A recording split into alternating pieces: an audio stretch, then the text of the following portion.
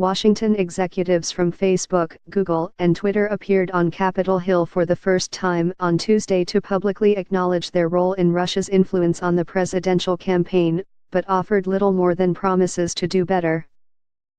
Their reluctance frustrated lawmakers who sought stronger evidence that American elections will be protected from foreign powers. The hearing, the first of 3 in 2 days for company executives, served as an initial public reckoning for the Internet giants. They had emphasized their role as public squares for political discourse but are being forced to confront how they were used as tools for a broad Russian misinformation campaign.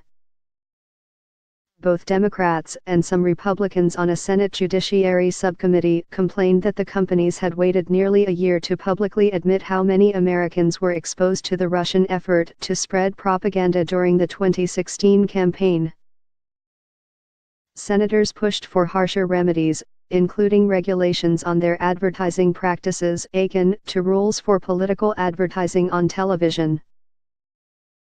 Why has it taken Facebook 11 months to come forward and help us understand the scope of this problem, see it clearly for the problem it is and begin to work in a responsible legislative way to address it, asked Senator Chris Coons, Democrat of Delaware.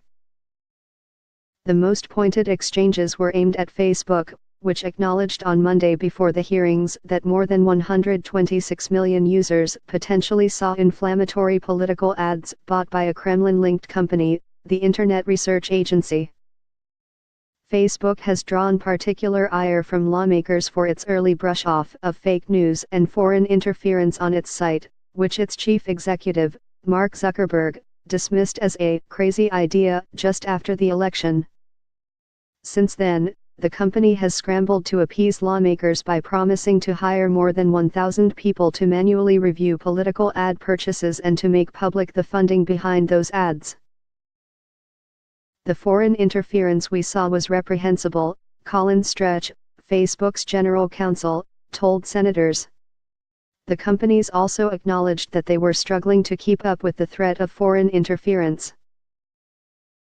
The abuse of our platform to attempt state-sponsored manipulation of elections is a new challenge for us and one that we are determined to meet, said Twitter's acting general counsel, Sean Edgett.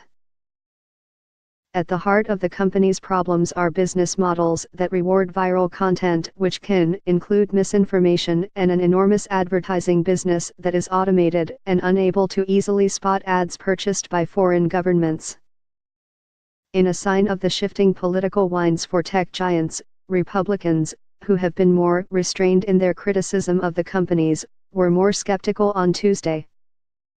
In one contentious exchange, Senator John Kennedy, Republican of Louisiana, pressed Mr. Stretch on whether Facebook could possibly police all of its advertisers. "I'm trying to get us down from LA land here, Mr. Kennedy said.